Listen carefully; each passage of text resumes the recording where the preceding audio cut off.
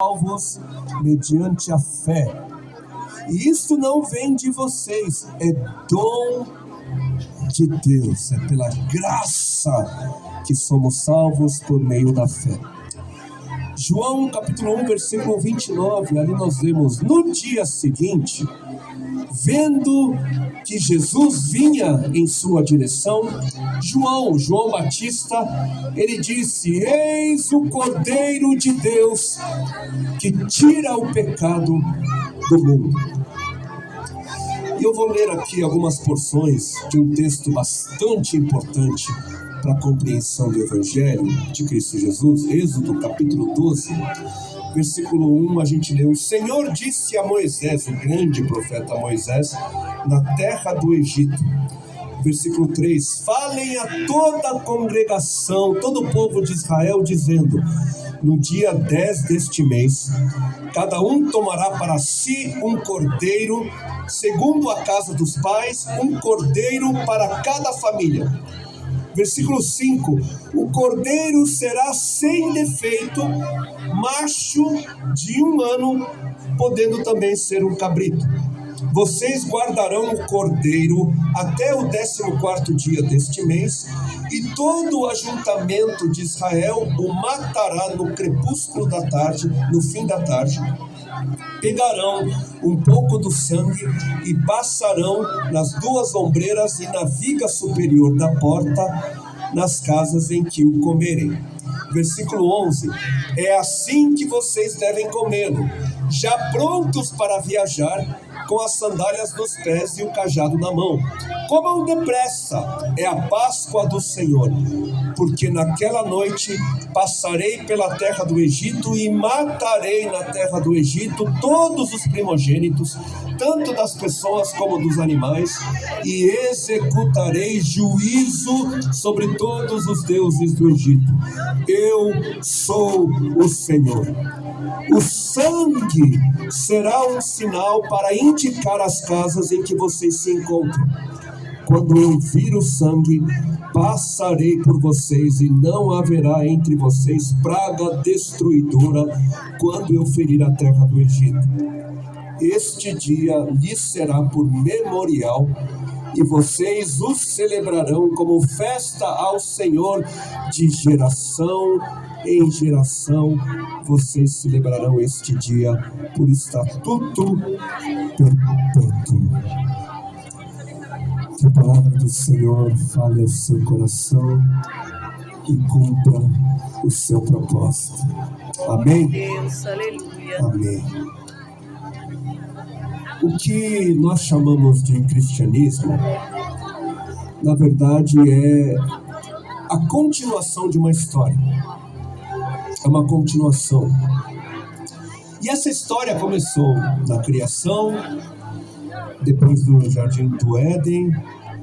A gente vai perceber que a história nos conta sobre o evento da queda, da traição da parte dos homens, e depois da queda, essa mesma história vai descrever de que maneira pessoas como Abraão, Isaac, Jacó, Davi, dentre outras, essa história descreve como essas pessoas foram chamadas por Deus para participarem de uma ação de resgate, para participarem de um plano de salvação arquitetado por Deus, o autor dessa história.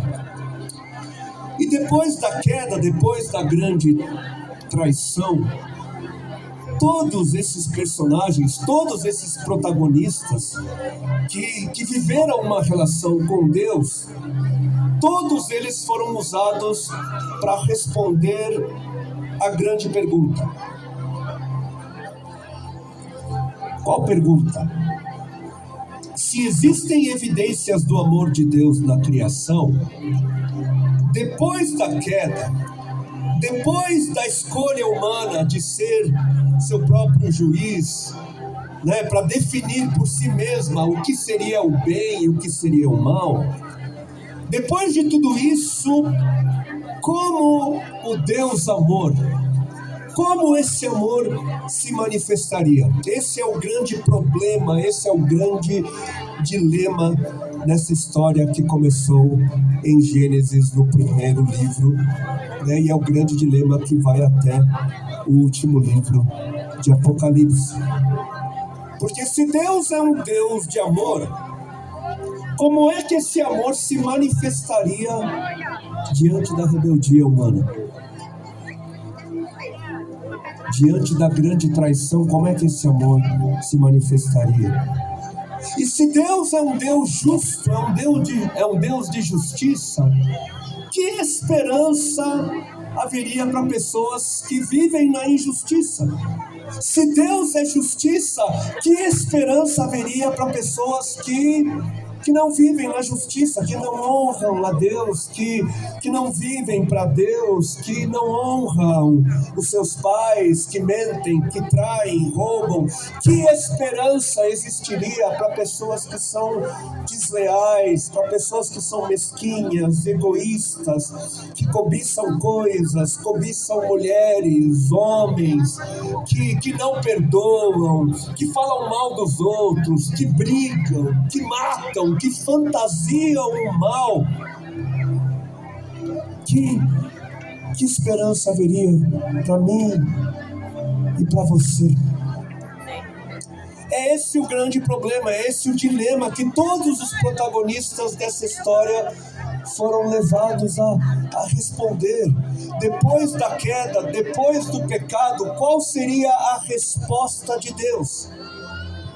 E o texto de Êxodo que nós acabamos de ler menciona um outro grande protagonista dessa história da salvação, que é Moisés. E esse texto nos conta um episódio, um dos episódios mais importantes dessa história, que fala sobre um fundamento, uma coluna central da fé cristã. A nossa fé, ela só existe por causa da pergunta que esse episódio responde. Nossa fé, ela permanece porque esse episódio revela algo de Deus que é central para a compreensão de quem Ele é, central para a compreensão do caráter de Deus. E como é vital, querido, querida, como é vital conhecer quem Ele é, como é vital conhecer o seu caráter. Porque, inclusive, foi por causa dessa falta de compreensão, é por causa dessa falta de compreensão que corações permanecem endurecidos, fechados para Deus, assim como aconteceu com o faraó do Egito, nessa história que nós acabamos de ler. Para quem não conhece a história de Moisés, o povo de Deus havia se tornado escravo no Egito, e Moisés foi chamado por Deus para falar com o rei do Egito, com o faraó. E Moisés, então, em nome de Deus, exigiu a libertação do povo de Deus que estava escravizado por faraó. Mas no Egito, assim como em todas as nações vizinhas, no Egito adorava-se a outros deuses. E Faraó, ele disse algo que é importante para o que nós estamos dizendo aqui. Ele disse que não conhecia o Deus de Moisés. E por não conhecer este Deus, por não reconhecer o Deus de Moisés, Faraó tem o seu coração endurecido, fechado para Deus. Ele não deu ouvidos à voz de Deus. Êxodo capítulo 5, versículo 2, disse Faraó: Quem é o Senhor para que eu obedeça a sua voz? Eu não o conheço. Quem é o Senhor? O que há de especial nele? O que existe de diferente no seu Deus? Por que eu deveria dar ouvidos ao seu Deus, Moisés? Eu não o conheço. Você o conhece? Você o conhece como um homem conhece a sua esposa? E esse verbo conhecer é usado para descrever a intimidade de um casal casado. Você conhece Deus nesse nível de intimidade? Porque conhecer quem Deus é a base da nossa relação com Ele. Conhecê-lo é a base, é fundamental na relação com Deus, assim como em todos os relacionamentos. Conhecimento é a base de qualquer relação. Mas quem é Ele? O que é que existe de diferente nele? O que é que existe de especial nele? O que é que um texto de mais de 3.500 anos tem a nos dizer hoje aqui sobre o nosso Deus? Eu quero te convidar a olhar mais uma vez para o versículo 12 de Êxodo 12. Porque naquela noite passarei pela terra do Egito e matarei na terra do Egito todos os primogênitos, tanto das pessoas como dos animais, e executarei juízo sobre todos os deuses do Egito. Eu sou o Senhor.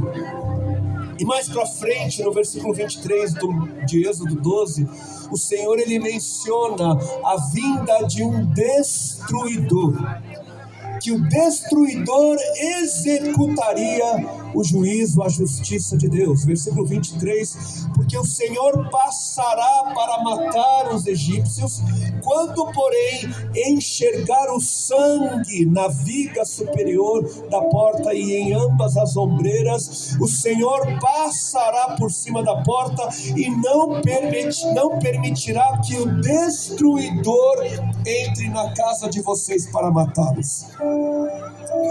Essa seria a última praga das 10 pragas do Egito. E para quem já leu a história, as pragas aconteceram porque Faraó não queria dar ouvidos à voz de Deus e deixar o seu povo ir. E a última praga seria o golpe final em Faraó, o que faria com que Faraó desse ouvidos à voz de Deus. Agora, quem não presta atenção aos detalhes dessa história poderia muito bem dizer que não parece que existe algo de especial no Deus de Moisés, algo de diferente. Por quê? Porque essa história de deuses se zangando e trazendo juízo sobre os mortais era algo bastante comum entre os deuses das outras religiões. Mas existe um detalhe, um pequeno, grande, um detalhe que é central para a nossa fé em todo esse episódio. E o detalhe é o seguinte: diante do coração endurecido, diante de um cenário de falsos deuses, diante de um ambiente de idolatria, de rebelião, de desobediência, o Deus de Israel, ele decretou uma sentença sobre todo o Egito. Deus determinou que o destruidor seria liberado sobre toda a nação, trazendo justiça, juízo e morte. E um outro detalhe também importante saber: assim como todos os outros episódios no Antigo Testamento apontaram para uma realidade que viria no futuro, esse juízo, esse episódio, esse julgamento no Êxodo também aponta para algo que virá no futuro, um julgamento futuro que todos nós haveremos de experimentar. E nessa janela que é aberta para nós percebermos o futuro, o que se nota, o que se vê é a grandiosa justiça de Deus. O que nós vemos nessa janela que é aberta também é Deus, Ele enviando uma força cósmica terrível, um agente de justiça, o destruidor, que viria e esmagaria o maior poder militar daquela época, né? Passaria por tudo e por todos e viria trazendo o juízo de Deus. E a única coisa, se você ali vivesse, a única coisa que te livraria desse poder esmagador, a única coisa que te salvaria desse poder cósmico, seria o sangue de uma vítima inocente, sem defeito, que não se defenderia.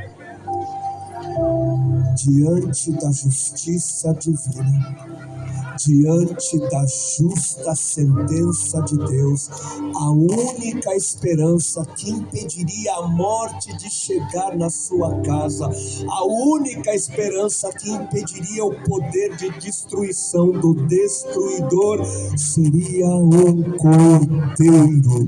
Um cordeiro, aquilo que cancelaria o juízo de Deus, aquilo que cancelaria o pecado, envolveria o sangue de um cordeiro inocente e sem defeito. E eu repito, os escritos do Antigo Testamento apontam para aquilo que estava por vir. E o próprio Senhor Jesus, ele ensinou aos seus discípulos que o Antigo Testamento apontava para Ele, porque é tudo sobre Ele, é tudo sobre o Cordeiro de Deus. O que foi que o maior dos profetas, João Batista, disse ao ver a Jesus? Eis o Cordeiro de Deus que tira o pecado do mundo. Eis aquele sobre quem foi profetizado. Eis aquele que põe um fim. Ele põe um fim ao grande problema, ao dilema entre a justiça e o amor de Deus. Eis aquele que foi enviado para que de uma vez por todas cancele o juízo de Deus e pague a dívida do meu e do seu pecado. Eis o inocente, eis aquele que não tem defeito, sem pecado, que não se defenderá e se entregará e terá o seu sangue derramado para que o nosso não tenha de ser.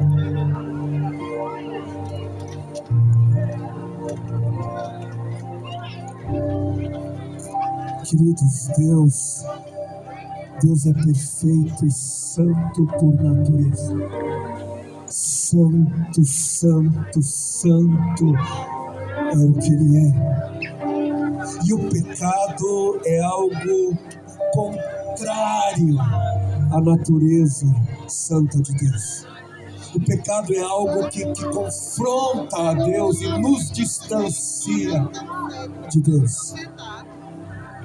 E não é só porque a Bíblia diz, mas nós também somos capazes de enxergar que nós não conseguimos viver segundo quem Deus é. Nós não conseguimos viver o padrão da santidade de Deus. Depois da queda, depois do pecado, nós herdamos a rebeldia em nosso ser e nós passamos a violar naturalmente as leis que expressam o caráter santo de Deus. É contra Ele que nós pecamos, somente contra Ele, diz a palavra de Deus. E todo aquele que viola aquilo que Deus é, todo aquele que peca contra Deus não é digno de fazer parte de quem Ele é. Todo aquele que viola a lei de Deus é digno de juízo e de morte. Mas a Bíblia também declara em João 3,16 que Deus amou o mundo de tal maneira que deu seu Filho unigênito para que todo que nele crê não pereça, não morra, mas tenha a vida eterna. E versículo 17 continua dizendo: porque Deus enviou seu Filho ao mundo não para condenar o mundo, mas para que o mundo fosse salvo por ele. Quem nele crê não é condenado, quem nele confia não é condenado, mas o que nele não crê, o que nele não confia já está condenado. Percebam a grande resposta de Deus, a resposta do grande dilema entre o amor e a justiça de Deus. Quem nele crê não será condenado, quem nele confia receberá de graça em graça, graciosamente, vida. Porque pela graça vocês são salvos, é pela graça, mediante a fé, e isso não vem de vocês, é dom, é presente de Deus. Tudo que diz respeito à nossa salvação é obra dele, é presente dele. O que diferencia o nosso Deus dos outros deuses é que ele tomou sobre si o nosso erro, ele se responsabilizou por nossos pecados, não por ser obrigado, mas em liberdade, livremente, porque por amor. E a lei que é algo que expressa o caráter de Deus, a lei exige a morte pelo pecado. O pecado é algo gravíssimo, que exige morte, que traz condenação. E como uma forma temporária de lidar com o pecado, no Antigo Testamento, um animal inocente e sem defeito era morto como substituto. E isso tudo apontando para a realidade futura e definitiva. Isso tudo apontando para a pessoa de Cristo Jesus, o inocente sem pecado, o Cordeiro de Deus que tira o pecado do mundo, que teria o seu sangue derramado e seria a força maior que cancelaria de uma vez por todas o poder destruidor da morte.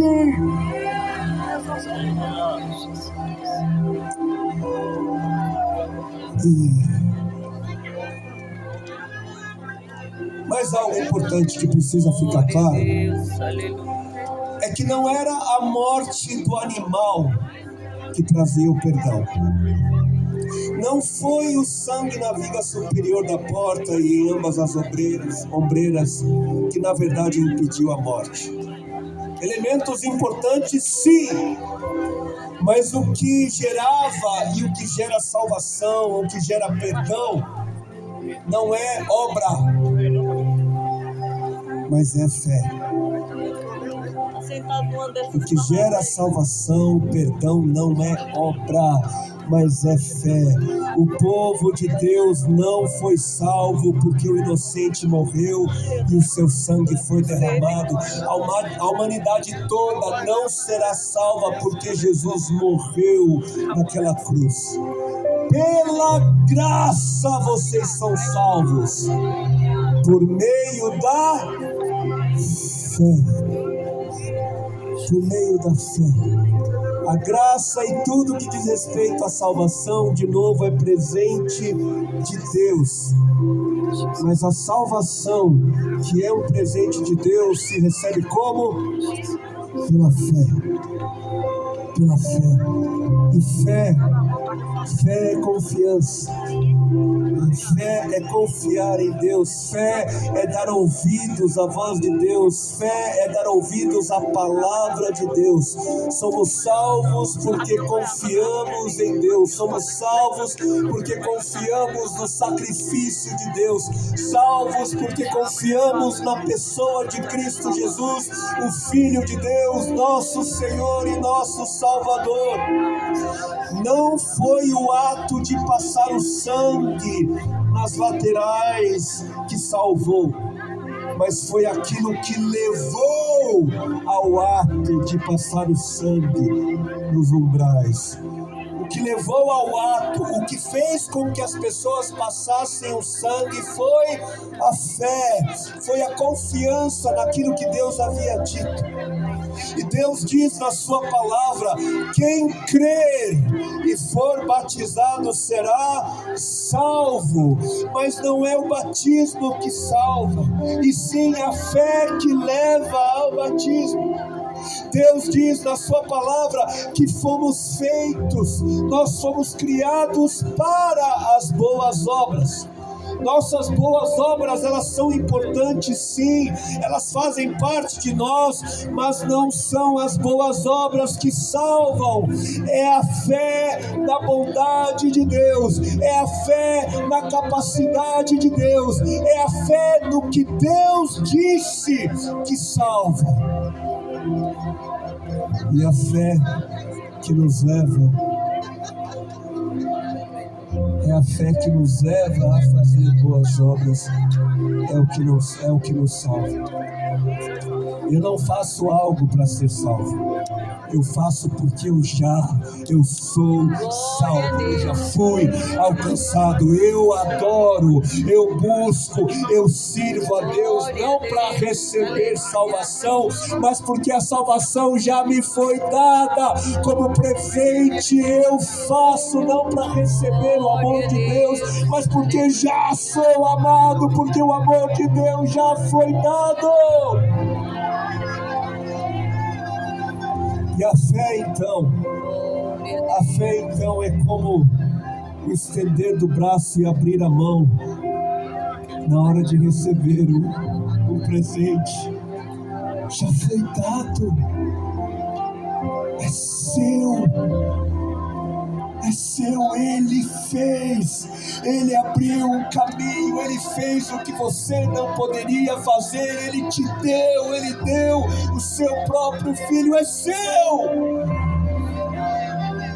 Você crê, então receba esse presente, receba o presente da vida, receba o presente da esperança, receba o presente do novo começo, de uma nova oportunidade. Onde estão os que creem? Onde estão os que confiam no Senhor? Onde estão aqueles que creem na palavra de Deus? Foi por causa dessa palavra Glória a Deus, querido Santo, que nós viemos até este lugar. Nós somos salvos por essa palavra, alcançados por essa palavra, e porque nós já recebemos, porque somos ricos no amor de Deus, nós estamos aqui para compartilhar desse mesmo amor, clamando para que a salvação que nos alcança alcance a sua vida, mude a sua história. Os amarelinhos e tantos outros aqui nessa praça hoje são testemunhas, estão aqui para dizer: eu nunca mais fui o mesmo depois que Deus olhou para mim, depois que Deus em graça me deu vida, depois que Deus em graça, de graça me deu esperança, perdoou os meus pecados, perdoou os meus muitos pecados.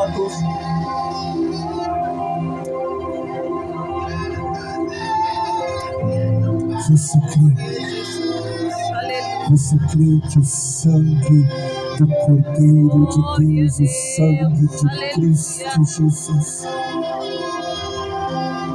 tem mais poder para salvar Glória a Deus. do que o seu pecado tem poder para te condenar. Se você crê